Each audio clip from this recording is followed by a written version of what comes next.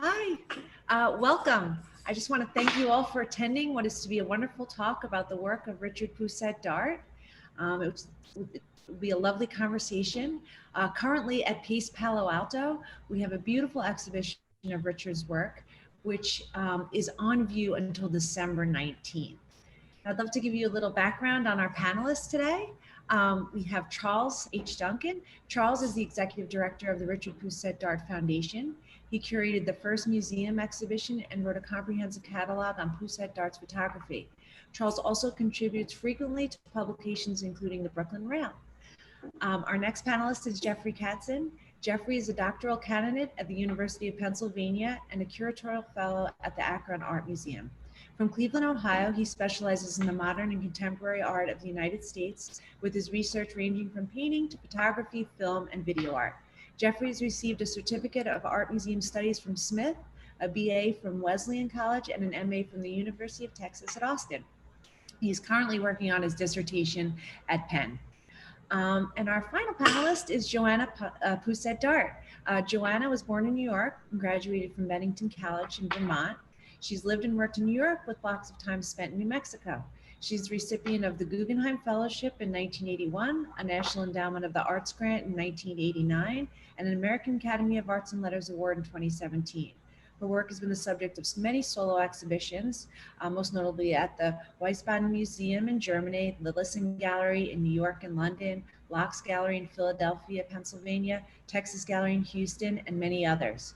Her work also is featured in a three-person exhibition at PS1 MoMA in New York and is held in numerous public collections. So before I turn you over to our panelists, I just want to let everyone know that there is a Q&A part to this conversation, and you're welcome to submit questions at any point during the panel on the Q&A Zoom webinar feature at the bottom of your screen. You can upvote any questions that you would like to see answered, and the panelists will try to leave 10 to 15 minutes devoted to answering your questions. And without further ado, I leave you over to Charles, Jeffrey, and Joanna, and please enjoy. Thank you. Hi, good afternoon or morning, as it may be, to everybody, and hello to my colleagues Joanna-Pousette-Dart and Jeffrey Katzin. Joanna is in New York City, Jeffrey is in Cleveland at the moment, and the exhibition that we're talking about is clear across the country in Palo Alto, California. So hopefully we'll have the bases covered with some different thoughts today. I'm the director of the Richard Pousette-Dart Foundation, and I'm actually broadcasting from Richard's former home and studio in Rockland County, which we will see some pictures of a little bit later today. I'm going to go into a PowerPoint just to share some images with people to sort of begin our conversation. I'm going to begin. Bear with me for one moment as I share the screen.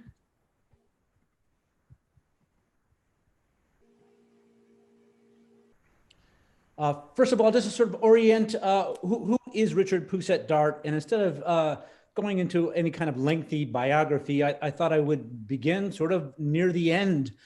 This is a picture of Richard Pousette-Dart from about 1990 in front of a painting that's in the exhibition, Present Circle of Night from the mid-1970s.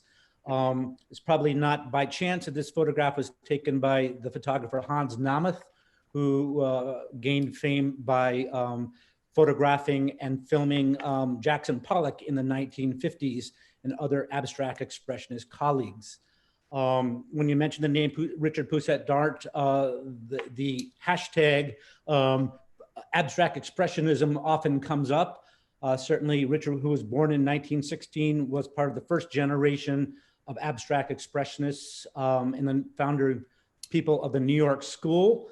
But the exhibition that we're going to look at today is work that really begins from the late 60s and goes to the end of his life in the early 90s. So that idea of centering Richard Pousette-Dart and this exhibition in particular in this idea of abstract expressionism is something that we can think about.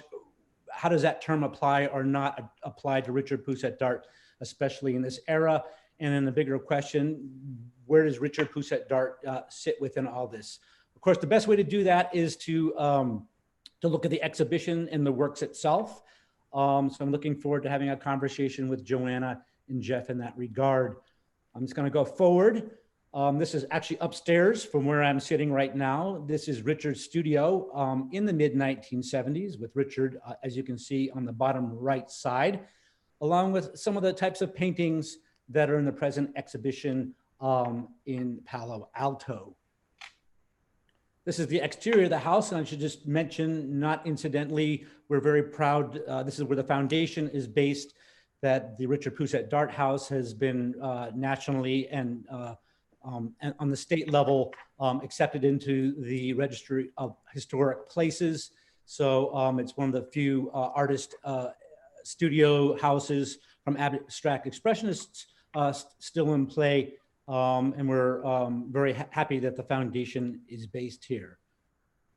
But jumping to the exhibition in Palo Alto, these are installation shots. And this is as we enter into the gallery. And I'm going to go through a couple of shots, but I'm going to ask Joanna-Pousette-Dart to ask, you know, how we approach installing Richard's works. We can look at individual works, but what goes into putting together an exhibition of Richard's paintings? What kind of things do you think about? Well, I think that these paintings are so rich and full of information. They're major presences, and they take a long time to look at. And they really radiate and move around. They're very sort of dynamic, and they require space, and they require they require intimacy in a sense. So I was very happy that Liz and Sullivan, the director, and Douglas Baxter shared my feelings about installing these. So each painting had its own space, but that they had as a group, the same kinds of conversations that they have in his studio.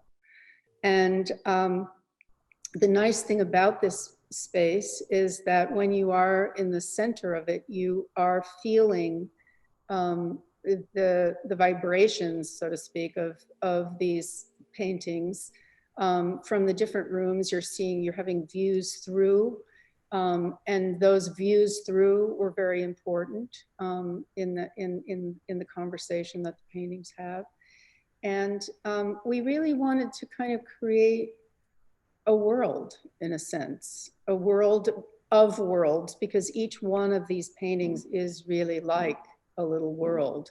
So that's the challenge. And I think the space itself lent itself to this very nicely. Looking at a few additional images here. Some of the works on paper are framed. Richard traditionally did not frame his paintings. And does that play into the thinking of how we hang his paintings in an exhibition? Yes, I think it does. I mean, I think that I personally like the idea of seeing, I think these paintings they grow out of the canvas in an interesting way. And it's good to see the edges, to see going back in time in the painting. You see where it started and then how it builds. And so I think the edges or the sides of the paintings are very important for me as a painter to look at. I know that some people then like to put frames, but I think for me, I like to see them as pure the way he painted them, you know, and I think the physicality isn't interrupted in any way. Mm-hmm. Mm-hmm. I agree. Certainly the idea of scale comes into play with Richard's works. Oftentimes we look at images in books and marvel at them, but lose all sense of scale of the work.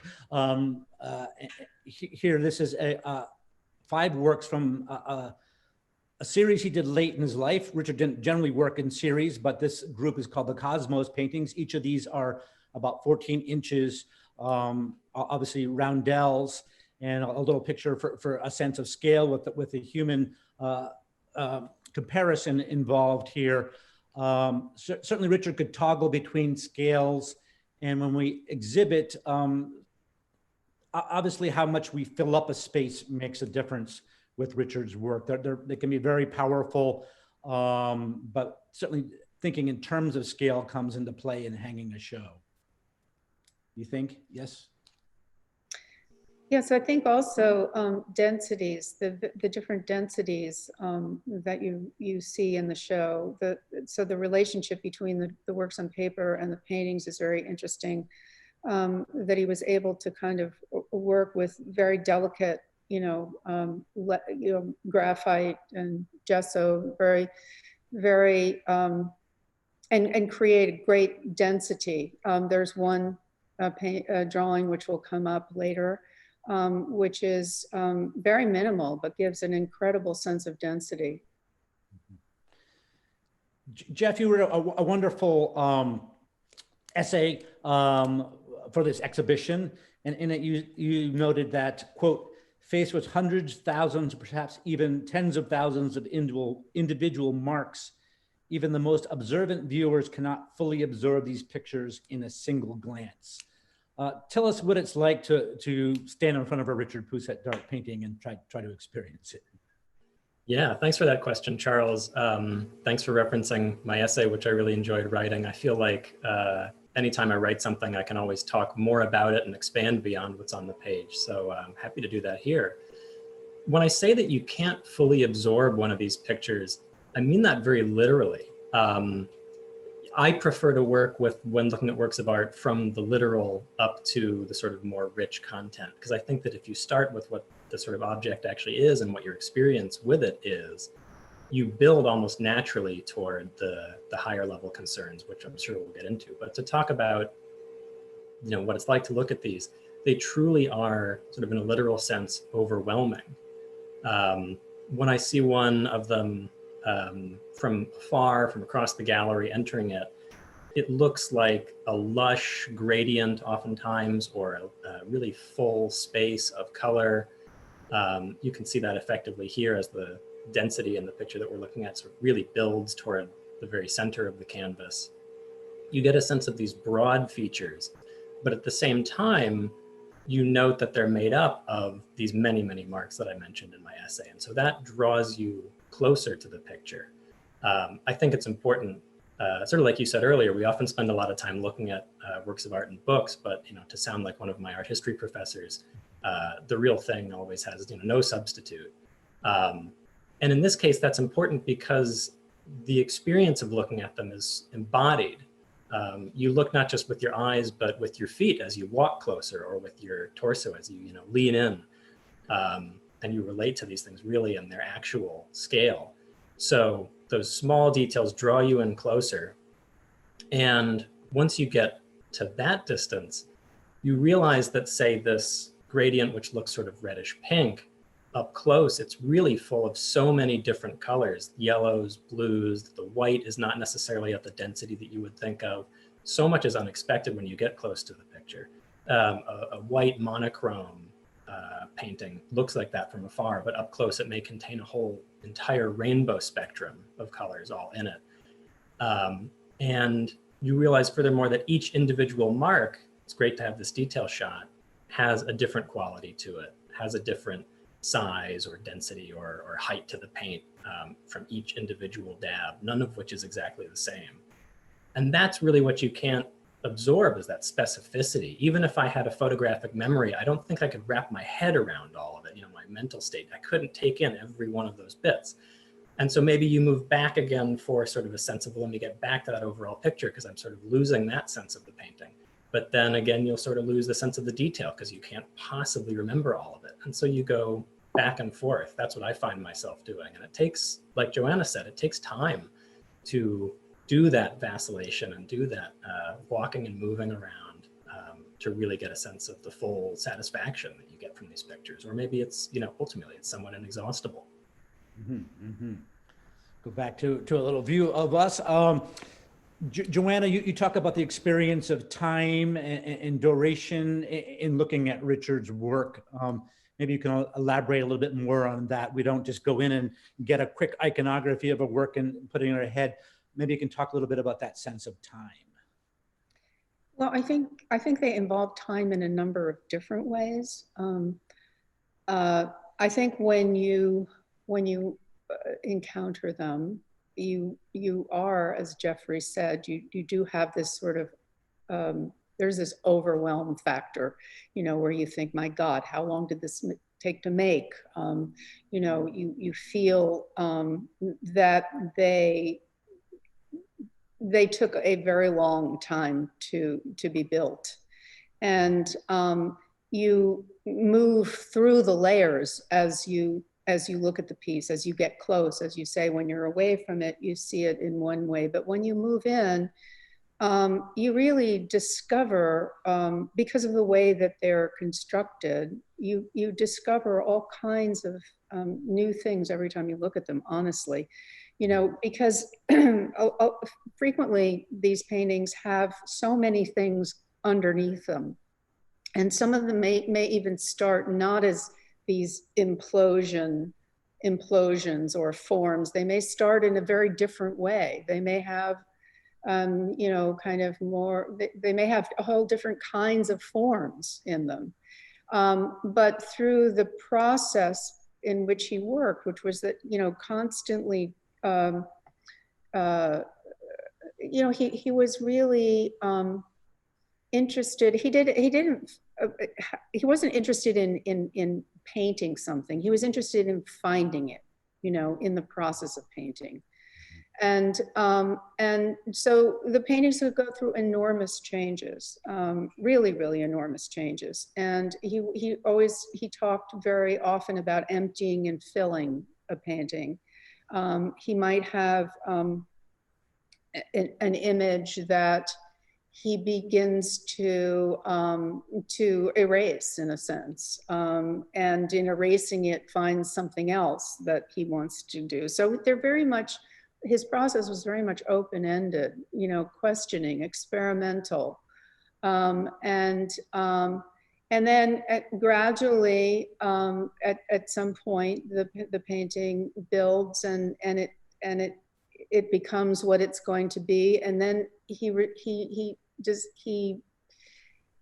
mentioned something over and over, which was that this idea of tuning, you know, that you get to the point where you're tuning it. And that always seemed to me almost like a rheostat, you know, that you have this knob and you kind of, you make the thing more intense, more alive, more of a vibration, more of a whole. And I think that's, you know, really what you feel when you look at the paintings.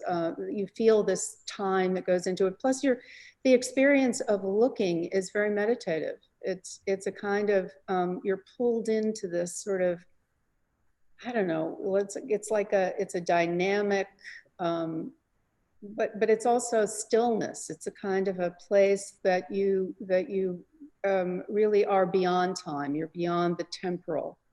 And so it sort of stretches time in an interesting way. So I think that, and of course, many of the forms that he chose, certainly in this exhibition, the geometry, are timeless forms. They're universal forms, and they're really, that was an important aspect, you know, that he was dealing with this sort of universe language, that these forms which spoke to everyone, you know. Right. If we go back to our screen share, I'm going to put a few more images up. Actually, before we move on, I just had a thought sort of riffing on something from both you and Joanna, Charles, because Charles, you mentioned how these pictures sort of resist iconography, and Joanna mentioned how they were open-ended. And what popped into my head was one of my favorite passages from reading Richard's various statements was one where he talks about how people are too perhaps intellectual, and that they should spend less time sort of thinking and more time feeling, and that you can feel with your eyes. I think the work, especially from this period, is almost an object lesson in that. It refuses to be a simple iconographical form where you can give it a name and then move on. And it seems to bid you to look at more and more detail. And I think, like Joanna said, that's where you often get that meditative quality. It really draws you into thinking about detail and what exactly it is you're experiencing in the moment, not something you can conceptualize. And so I often, after I have been looking at work like this, I walk away feeling more perceptive and sort of charged. And I think that's a wonderful feeling to go away with. Right. I did want to put up just a couple of works from one. The photograph is by Richard of Betty Parsons from 1948, a double exposure. And Richard was an accomplished photographer. And next to it, a work called Gothic No. 2 from the early 1950s. And the reason that we're showing these, not only just to show the diversity of Richard's work, which is formidable, is a person who worked in many different mediums and many different approaches to art making over the years, but the idea of how he arrived at building up paintings through composites of dots and almost switching from something that was linear and analog to almost an idea of almost digital building.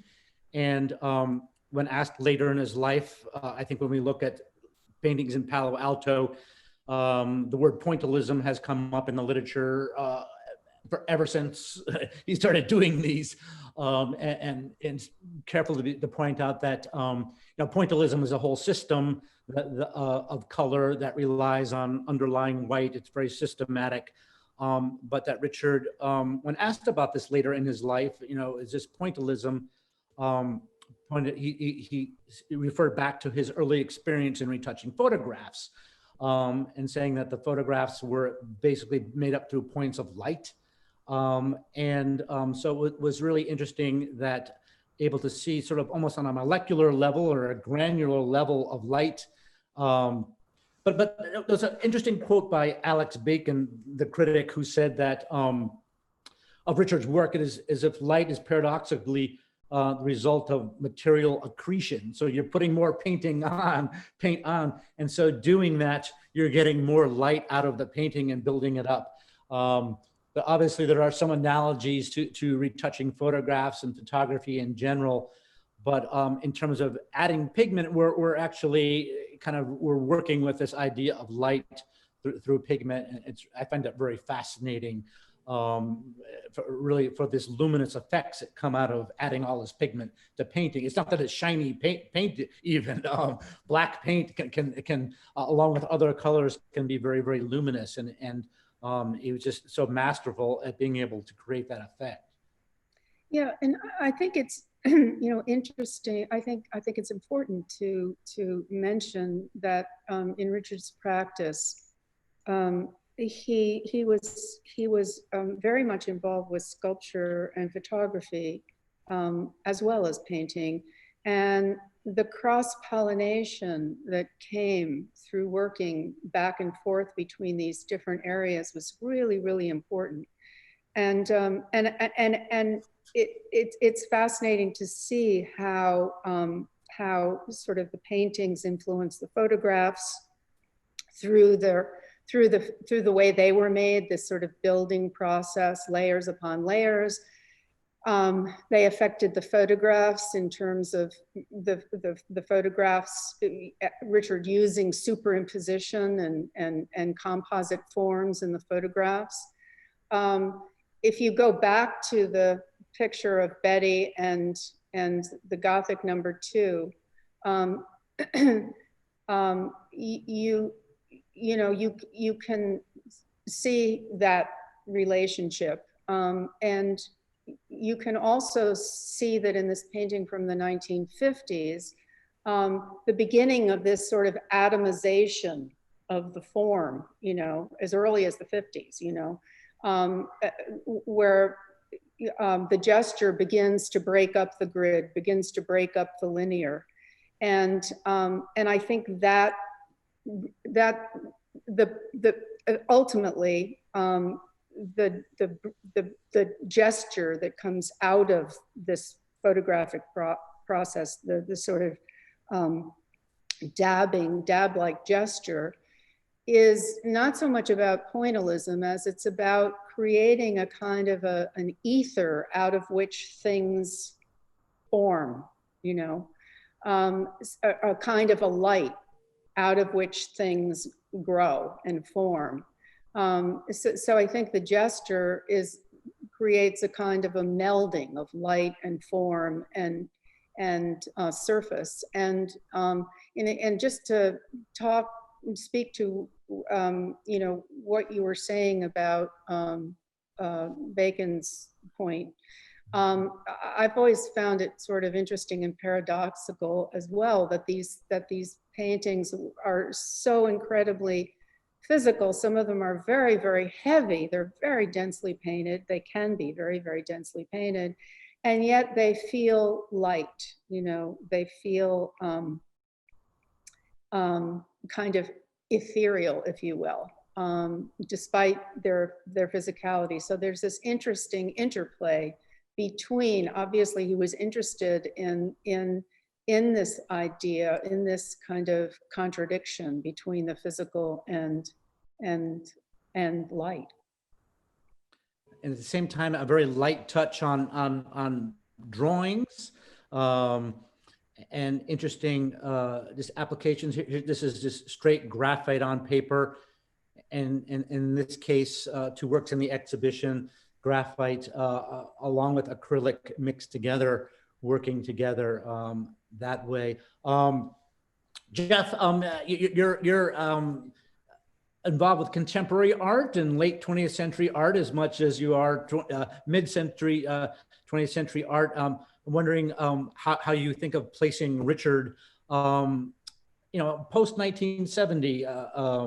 We think of, this is the year 1970, Rothko dies, Pollock is long gone, abstract expressionism has sort of been codified something, and then we have Richard Pousette-Dart working for another 20 years in this vein. What type of dialogue do you see going on within the bigger picture of what's happening in art at that time? Yeah, I think that if you have an artist who is so just deeply committed to awareness of his materials, the form of painting and trying to push it in a truly new and intensive direction, the number of sort of individual connections that you can find are just going to be enormous. He's just so deeply committed to painting that I could make connections to someone like Morris Louis or Jules Olitsky and other color field painters with their sort of similarly intensive material investigations. Morris Louis pouring paint, thinned out acrylic paint into canvases and not controlling the results that he would end up with.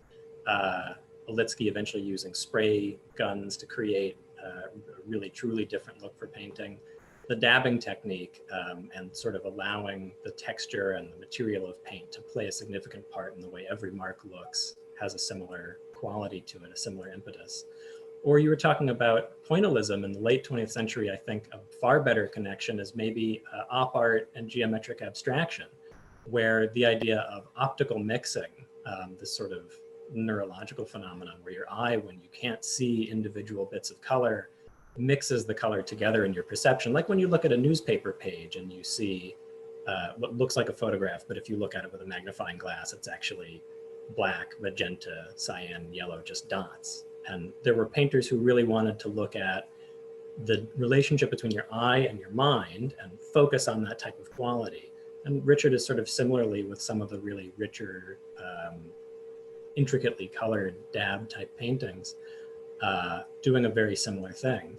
And then with that quality of lightness and luminousness that Joanna was talking about, into the 80s with, I would think of someone like Nancy Graves just using like almost whimsical, amazing bright colors, things that were totally unpredictable and surprising, being a significant parallel there. I'm sure that I'm leaving out all sorts of possibilities. So maybe a broader thought would be better. one that I think of as an idea that spans much of the 20th century and intensifies as it goes, really, is artists trying to somewhat relinquish control over the process of what they're doing in their work. And that can be performance artists opening things up to chance. It can be photographers sort of going by Walter Benjamin's idea of the optical unconscious and how you'll never really see everything in a picture. You're not controlling all of it, and then you make the print and there are things in it that you couldn't possibly have predicted. There's so many different ways that artists are opening themselves up to intelligences other than their own, material intelligence, or even in Richard's case, sometimes spiritual intelligence. Mm-hmm. And using this point of paint that he does, this like relatively anonymous mark. It's not a Jackson Pollock throwing the paint and it's supposed to represent your internal frame of mind. It's much more plain and sort of trusts that the paint and the picture will make themselves into something maybe beyond your control. I think that fits into a broad sort of strategy that artists have been exploring throughout the 20th century and even into the present. And it's a wonderful strategy. It yields really interesting results through so many different approaches. I put up here one of the Cosmos paintings and a little bit of comparison to a very early work by Richard from the early 1940s called Desert, which is at the Museum of Modern Art. When we look at the works in the present exhibition, some are all over fields, but we can't help but noticing there's a lot of geometric shapes that we're encountering and trying to place Richard's use and interest in these forms. I don't know if you had a few thoughts about that, Jeff, if you want to share. So. Yeah, I think maybe further along, you said there might be images of his brasses, which I think are a great start here. Yeah. Great. So these are small brass sculptures that Richard started making as early as the 1930s and continued making all the way through the 80s. They're very small, made to be handheld. One of his good friends, Jim Eade, wrote to him saying that he would keep one in his pocket and hold it in his hand on a regular basis. So they're sort of like almost little talismans. And looking at them, you can see that they have some forms that look Christian or some forms that look African or Native American or Eastern, but that together it all seems to draw into a common vocabulary. And that's something that Richard and a number of the abstract expressionists were thinking about through writers like Clive Bell and the idea of significant form, which is one that Richard was continuing to reference all the way into at least the 60s. I've seen him like start a speech by saying, true art distinguishes itself by significant form. And that idea was meant to say that, it was meant to be for an art historian like Clive Bell, a search for what it is that makes something art, as opposed to everything else that we don't call art. And his approach, Bell's approach, was to look across the cultures of the entire world and try to look for commonalities and what it was that humans sort of were drawn to put into their image making and into their art making. And what he settled on, at least in part, was geometric forms. And this idea of finding a way toward universal forms, things that would really resonate with anyone or resonate across cultures, is one that preoccupied many of the abstract expressionists and then continued to occupy Richard's thinking for a long time. I love these drawings, which are likely from the 1930s. They seem so slight and light and simple, but I do some photographic work myself. I tried to sort of make a picture riffing on one of these and it did not come off well. So as simple as they seem to be, it's really hard to actually get this type of thing right. I really love these. And so I think that, like in the work on the left here from the abstract expressionist period, there's a density there that isn't present in like those drawings from the 30s. I think later in the paintings that make up the Palo Alto exhibition and paintings from that period, that's when Richard really combined this interest in very simple sort of universal forms that have this type of significant form style appeal with the density that he wanted to put into his abstract expressionist paintings. And so this interest in sort of simple geometry is one that spans throughout his entire career. Just a couple more images, and I'm going to leave the screen share. And Richard's work is, Joanna, you had mentioned this is a good time for, it's always a good time for an exhibition of Richard's work, but particularly the meditative qualities of his work. And the word spiritual gets thrown around a lot with Richard. I think he was very much looking for universals. I have to say that, so much of the literature around abstract expressionism and really about 20th century painting is so formalist in its orientation. It's very much, rationalism, looking at shapes. And, I often think that Picasso, an amazing painter, but he's not dealing with any subjects that you don't find in Dutch 17th century painting. He's got portraits and still lifes and landscapes and so on. And therefore, the conversations on the formation of places like MoMA have been very formalist, and certainly Greenberg, his concerns were very formal.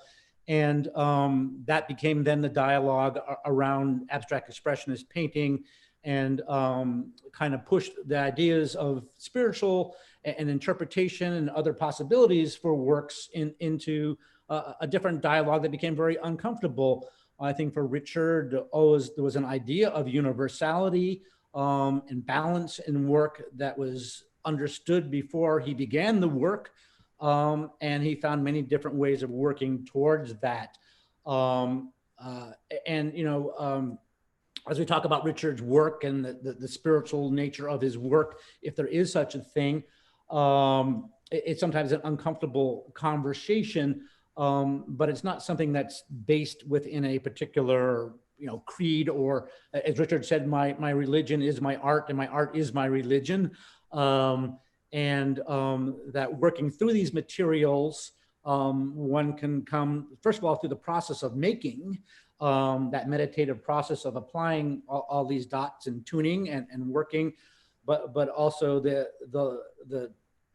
time element of experience. And as you pointed out, Joanna, there's this meditative process involved with it.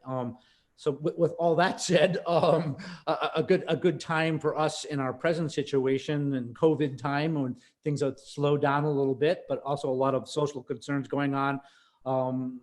Perhaps a good moment to visit this exhibition and spend some time looking at these paintings in a deep looking sense, perhaps, Yeah, and I think that every artist really is both working in response to their time, and to the works that are made in it, and to the other artists who are alive and making things. And they're also thinking about the cave paintings, and they're thinking about, the Alhambra, and they're thinking about, a manuscript that they, an illuminated manuscript, or an African mask, or a Greek bowl. I think that that all artists are channeling a lot of different things. I also think that there are artists that sort of hold a mirror up to the present, that they're about the embodying the moment and dealing with the moment. And then there are artists who are interested in something outside of time, outside of the temporal, something that transcends the moment. And I think my father was the latter, and I think that that he was interested in the things that sort of spoke to what it is to be human in all cultures and in all times, and ultimately in these paintings, he began to really find a way to kind of empty out, but also to embrace a lot of different things which had meaning to him, and I think that when you come in the show, you see references to all sorts of things, and I think those references are important to taking in the paintings. And I think that they sort of hold you within them as well, you know, and so I think that there is a sort of an element of timelessness in them, in the same way that there is an element of timelessness in you know, in everything, you know. I think everything great that you look at, you know, exists sort of outside of time in its own sense, you know. So whether you call that spiritual or however you know, want to talk about that, I don't think it requires a label, you know. I think that the works speak for themselves, and Terrific. you Yeah. know, they're a nice, I think these particular group of paintings are a kind of a nice antidote to this noise and fragmentation that we're surrounded by. I think it's sort of a chance that that these were up at the moment, but I think they speak to it in a really important way. Any last thoughts on that, Jeff? I mean, I think there's never a bad time for works of art that really encourage you to look closely and to have this sort of meditative quality that I think we've been dancing around throughout. One statement that comes to mind from Richard, and it's the thing that he shared with many of his abstract expressionist colleagues, people who were trying to push abstraction forward. He says that a circle can be anything that you want, everything or nothing, and goes on to give a bunch of different possible associations: the moon, the sun, the eye of God. It could be any of those, but sort of the opening way that he says it can be anything you want. It's just so important to say that these things can have different content for different people. He had no control over what any individual viewer was going to bring to it, but that they're so rich and dense that they stop you long enough that you're hopefully going to feel just something that you can have as a important thing to take away. Terrific. Stop the share, and we could take a few questions. Happy to do that. One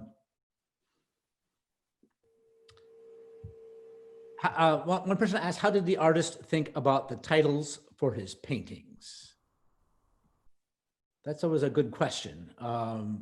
Many of the paintings in this exhibition are titled Presences, which I think is about how we experience these and how they have presence within it.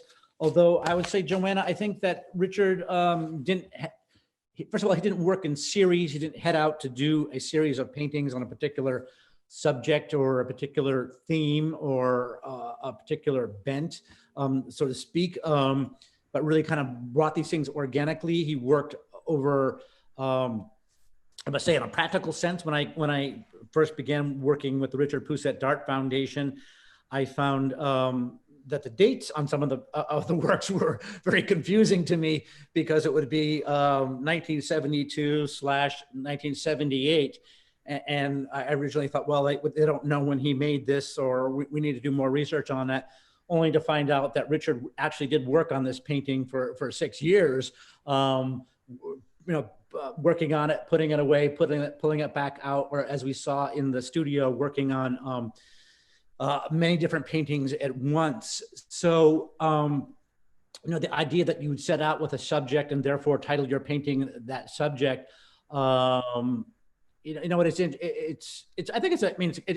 Jeff, as you would know, it's an interesting kind of abstract expressionist question, where some painters have just used numbers and tried not to put titles on them, and then people like Clement Greenberg would title them for them with these heroic names. Tom Hess, or right. Yeah. And I mean, like someone like Barnett Newman would have friends over and they would get together for a party and come up with a couple titles. But right. I think that what you're saying and this idea speaks to what Joanna mentioned. I wanted to pick up on this word at some point, was the idea of finding. It's that, you don't set out with an idea of, I'm going to paint this picture. You find the picture as you go. And so therefore maybe title is something that comes in pretty late in the process. Yeah, I think so. And I think if you look at his entire oeuvre, there are different approaches to titling. And I think very often other people came in and said, oh, well, this is a good title for this. But I think Presences and Radiances were titles that he felt very close to, because they were sort of general, in a kind of a way. But they meant something. So, and the idea of a presence, is something that one hopes to achieve, in painting. You hope that you will get a painting to feel present, and real and alive, and I think that's what that title indicates. It's, this thing has become present, so this is presence one, presence, this is red presence, this is, this is, so he riffed on that, because it was elastic and you could, apply it, to different things. And I think that the radiance is another aspect of that, that you would achieve a kind of a feeling in a painting that you had been after, and it was a kind of a radiance. And so that was the title, and it had numbers.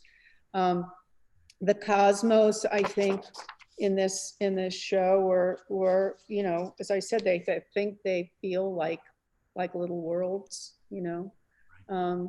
and the idea of cosmos, I think, is not only celestial, but it's also, it's the micro macro kind of relationship. And that was something that was extremely, he thought about a great deal, the relationship of the microscopic and the macroscopic, and that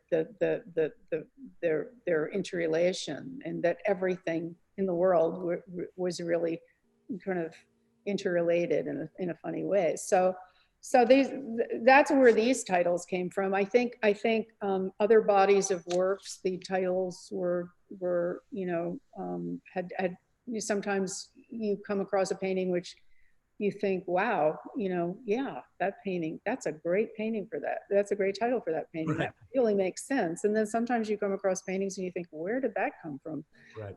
The main thing is that they came after the paintings were done, and because the paintings could, as you were saying, Charles, they could span large periods of time. Not necessarily that he was working actively on that painting for 10 years, but it might be a 10-year time frame from the time it was conceived, then you put it away, you work on it a little bit, you work on some other things, you bring it out again, you put it back, and by the time the painting is resolved, it's maybe 10 years later.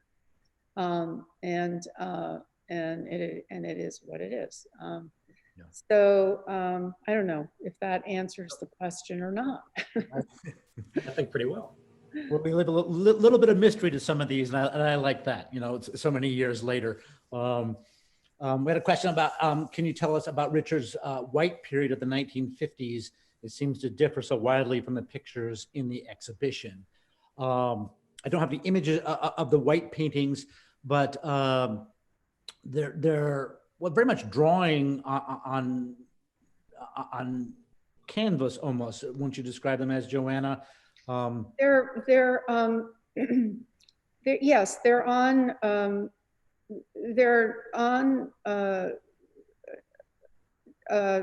gesso and titanium, and a white lead, I think, is what he was using, which you can't use anymore, and graphite. And it's my father worked simultaneousy on very different bodies of work. There's always a thread connecting them, but he frequently was at a place where he thought, I could go this way and I could go that way, or I could go both ways. And so simultaneously, so the white paintings are very different from these, but then they were done, how many years, 40 years earlier. They were done simultaneously with a group of paintings which were incredibly physical and incredibly colorful. And we refer to them as the Gothic and Byzantine paintings because of the forms in them, and because they have this incredible richness, like stained glass windows or whatever. These are very built up, dense paintings. So it's almost like he was saying, okay, I'm doing this, but I also have this impulse to do the exact opposite, which was to empty out the field, to start with very little, a plain gessoed thing, and draw into it and work between white paint and just that drawn, just that graphite, Right. And both working in both of those ways really satisfied, a sort of a series of investigations, a series of, experiments, and that's really how he worked. He kind of wasn't interested in seriality. He did work. Certainly one painting would inform another painting, would inform another painting, would inform another painting. But he didn't make, there wasn't a particular format that he arrived at that he wanted to continue to examine. He was, as I said, he was really interested in the process of finding the form, finding the imagery in the process of painting. And so he would have starts, and then those starts would take him in different directions, and at a certain point the painting would begin to make its demands or its voice known. Okay, this is what I want to be, and he would follow in that vein.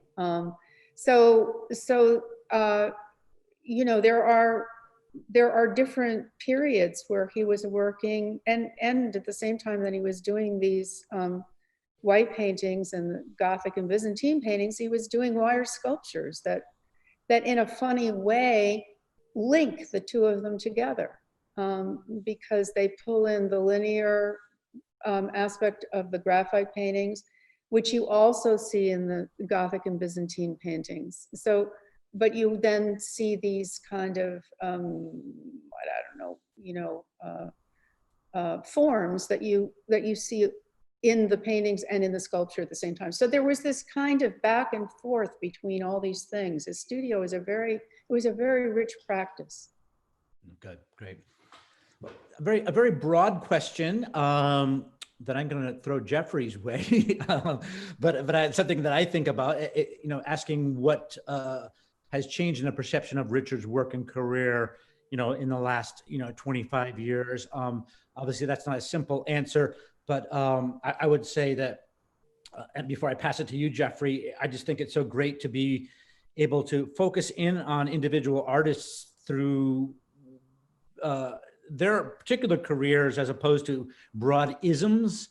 I think even as simple as the internet and Instagram and things are just helpful for us to get more information about particular artists instead of having to wait to have an exhibition of abstract expressionists and see one work. But that's a broader response to art history and communications. But I'd be curious to hear your thoughts about that, Jeffrey. Well, Charles, what I really want to do is throw the question back to you. But before I do that, I mean, you are really, as the head of the foundation, one of the sort of keepers of this legacy. What I'll say is that what I hope is happening, and I think to some extent is happening, is that we're getting to a point where we can evaluate some of these mid-century painters or painters who started in that period, like you're saying, a little bit apart from isms of abstract expressionism, or especially readings by critics like Clement Greenberg. who you mentioned earlier. Greenberg was so heavily influential, and he had this formalist approach and the idea that painting ought to approach a certain kind of materiality and flatness. And it's not necessarily what artists were thinking at the time, or it's not necessarily solely what motivated artists. And yet people associated with abstract expressionism, like Richard, have been judged against that legacy and seen to be limited by these particular ideas, when I think it's a lot better, like you're saying, to have an exhibition of a single artist and really focus on what drove that artist and what they were particularly interested in, without necessarily relying so heavily on a given critic. And this is not to say, by the way, that I don't like Clement Greenberg. I love reading his writing, mainly because I think his visual perception and his observations on paintings are tremendously good, but his broad schematization of art history and categorization of things can be very limiting. Right. No, I think we're in a period that can live with open ends, unresolved questions a little bit more than high modernism, where everything has to be tidied up into a complete package, and those things that don't fit in just don't get talked about at all, whether it's particular parts of someone's career or artists who kind of live outside those confines. And I think now people are very interested in those things. We've been very fortunate to do some focus exhibitions on Richard's, 1930s drawings and his photography, and there's great interest in that. And I think the result has been that when we go back and do an exhibition of Richard's works, we're now including brasses and photography and notebooks and other things. Also, I used to be at the Archives of American Art for many years, and that idea of bringing in primary sources into exhibitions and online. It's not just a dialogue about the works of art themselves and then a biography attached to them. We're able to look at a bigger context with all artists, but I think especially historical artists. We're very, very fortunate that here at the foundation we have, Richard's papers and his notebooks are here, and not only that, but the materials of his parents and things, which just really offer a great broad picture. And I think that artist endowed foundations just do a great job in giving a complete picture of an artist that way. So yeah, that's what's changed, especially in the last 25 years or so. So anyway, but with that said, we're about the end of our time here. There's a few other questions I'll be happy to answer directly here. But I've enjoyed this very much today, and I hope that those who get a chance to get to Palo Alto to see the show can take a look for themselves and send us back what they think as well. So I want to thank Joanna and Jeffrey, and especially the people, of course, at PACE for making this possible. And again, the show is up, I believe, to the 16th. So please do get a chance to take a look if you can. So we got a correction here, the 19th. For the 19th. The 19th. Good. A couple extra days. Great. Yeah, all the difference. Terrific. Anyway, I want to thank everyone today, and unless you have anything to add, I think we'll sign off at this point. Thank you, Charles and Jeffrey. Yeah, thank you, Joanna and Charles. Thanks especially, Charles, for offering to moderate and give a foundation for all of this. Thank you. Thank both of you. Okay.